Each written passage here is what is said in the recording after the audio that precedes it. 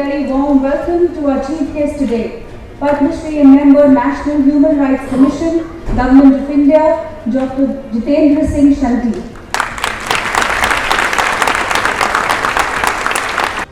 मैं खास करके इन बच्चों को बताना चाहता हूं कि ज़िंदगी में कोई काम छोटा नहीं होता है। आप लगन से करें, मेहनत से करें, नेक नियत से करें, ईश्वर भी मदद करता है, दुनिया भी मदद करती है और किस्मत भी साथ देती है। बहुत ही छोटी सी शुरुआत की थी मैंने एक शमशान घाट से।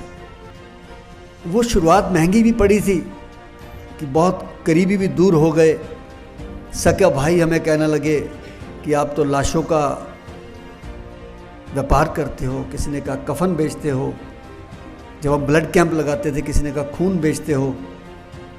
लेकिन एक सीबीआई डायरेक्टर थे सरदार जोगिंदर सिंह जी, मुझे मिले एक फंक्शन में, मेरे ही फंक्शन में आए थे।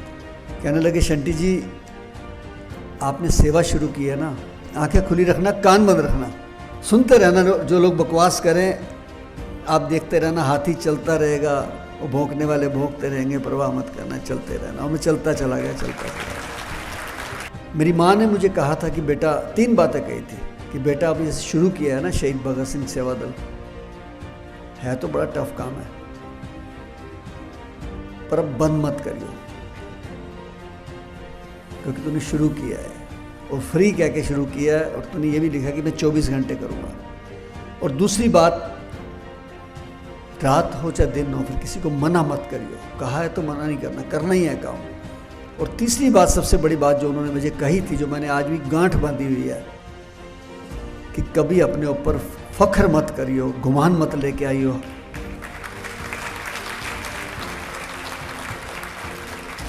कि मैं कर रहा हूँ, तू नहीं कर रहा है, तेरे से ईश्वर करा रहा है, तेरे को चुना है उसने। जैसी माँ थी वैसा ही फिर मुझे परिवार मिला, क्योंकि बिना पत्नी के साथ के, बिना बच्चों के साथ के भी शायद मैं कुछ नहीं कर सकता था। उन्होंने बहुत साथ दिया मेरा, क्योंकि दिमाग ही इस तरफ चल पड़ा। एक एक करते हुए 18 शमशान घाट अडॉप्ट कर लिए। फिर मुझे लगा डेड बॉडी ले जाने के लिए दिल्ली में एम्बुलेंस नहीं मिलती, 1-2 करते करते लाइन लगा दी, 12-14 बना दी। कोविड आते आते हम एक्सपर्ट हो गए थे, और ऐसे एक्सपर्ट हुए कि तमाम ऑफिसर्स मेरे पास आए कोविड शुरू होते कि शंटी जी हमारे पास तो इतनी गाड़ियाँ नहीं, इंतजाम नहीं है, एम्बुलेंस, शव वाहन, ड्राइवर्स, क्या हमको प्रोवाइड कराएंगे? मेरे दोस्तों ने कहा कईयों ने कि शंटी जी मौत का मंजर है, पंगा मत लेना। मैंने कहा यार हम 25 साल से सेवा कर रहे हैं देश की एज ए मिलिट्री, और मिलिट्री वाले हानि और लाभ नहीं देखते हैं। और मिलिट्री वाले जब लड़ाई लग जाए और घर के अंदर सो जाए, और फौजी अगर घर में मर जाए तो शहीद नहीं कहलाता है, उसको तो फौज में लड़ना पड़ेगा जाके, भी अपन तो लड़ेंगे। आपने कई दिन से देखा होगा टीवी पे, सोशल मीडिया पे, एक व्यक्ति बहुत बड़ा विज्ञापन दे रहा है कि 37,500 रुपये में संस्कार करा लीजिए। वाह! इस देश के अंदर, हमारे मुल्क के अंदर 50,000 में तो गरीब बच्ची के हाथ पीले हो जाते हैं जी। आज भी हमारे पास लोग आते हैं, शंटी जी एक घी का टिन दे दीजिए, बच्ची की शादी करनी है, 2 साड़ियाँ दे दीजिए, और आप 37,500 में ये कह के कि हम संस्कार करेंगे, चिढ़ा रहे हैं लोगों को क्या? उनके अंदर हीन भावना भर रहे हैं।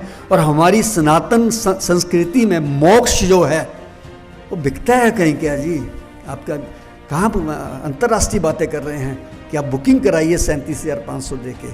तो मैं इसके लिए प्रस्ताव लाने जा रहा हूँ कि पूरे देश के अंदर, हर शमशान के अंदर कोई भी ऐसा व्यक्ति आता है जिसके पास पैसे नहीं है, सिर्फ एक फॉर्म भरे, अंडरटेकिंग दे, उसका संस्कार निःशुल्क होना चाहिए, 100% निःशुल्क होना चाहिए।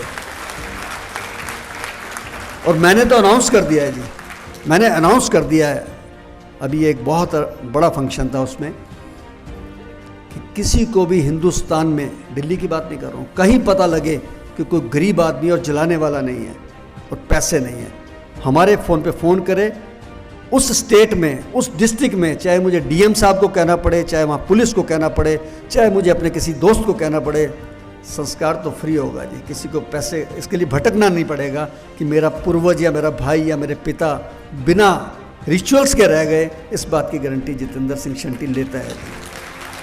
तो मैं इन बच्चों को बताना चाहता हूँ, बड़े भी इस चीज़ के ऊपर अमल कर सकते हैं कि आप ज़िंदगी में किसी काम को छोटा मत समझिए।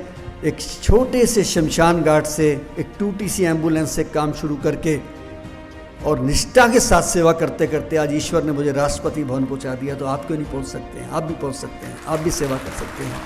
इसलिए और मैं धन्यवाद करता हूं जीडी गोयनका स्कूल का, जिन्होंने मुझे आज यहाँ बुलाकर इतना मान सम्मान दिया, जिन्होंने आज पता नहीं मेरा जज्बा पूरा था या नहीं, आपने भर दिया और ज़्यादा मेरे अंदर जज्बा, और अच्छा लगा मुझे यहाँ आके। मैं सबको बहुत बहुत धन्यवाद करता हूँ, आए हुए सभी अतिथियों को भी धन्यवाद करता हूँ, और ख़ास करके पूरी फैकल्टी को, टीचर्स को, प्रिंसिपल साहिबा को, सबको मैं इस बात के लिए धन्यवाद करता हूँ कि आपने मेरे जैसे तुच्छ व्यक्ति को बुलाकर इतना मान सम्मान दिया। आप ईश्वर से यही कामना करें कि हम इसी प्रकार, इसी जज्बे के साथ सेवा करते रहें और आपका जज्बा कार्यक्रम इसी तरीके से हिट होता रहे। और मैं अंत में यही कहूँगा कि मजहब नहीं सिखाता आपस में वैर रखना, हिंदी है वतन है हिंदुस्तान हमारा, सारे जहां से अच्छा हिंदुस्तान हमारा। भारत माता की। ऑडियंस में लोग बहुत ज़्यादा हैं जी, आवाज़ नहीं है जी। भारत माता की। Thank you. मुझे लगता है ये जो उम्र थी बच्चों की, मैं देख रहा था 2 से 2.5 साल के बच्चे भी क्या खूब कार्यक्रम कर रहे हैं, और उनको उनकी कोरियोग्राफी कितनी ज़बरदस्त थी और कितना तैयार करने में दम लगा होगा। उनके बच्चों की ड्रेसेस देखने वाली थी, उनके एक्शन देखने वाले थे। अगर 100 में से 10 बच्चे नहीं भी कर पाएंगे तो वो भी अगली बार करेंगे, और उनके माँ बाप के हृदय के अंदर कितनी खुशी होती होगी। मुझे याद है हम तो 6ठी-7वीं क्लास तक भी लल्लू ही थे, हम तो तख्ती लिखने में रह गए, इतने अच्छे अपॉर्चुनिटी नहीं मिलती थी, लेकिन आज हैं तो बच्चे उठा रहे हैं उसका फ़ायदा।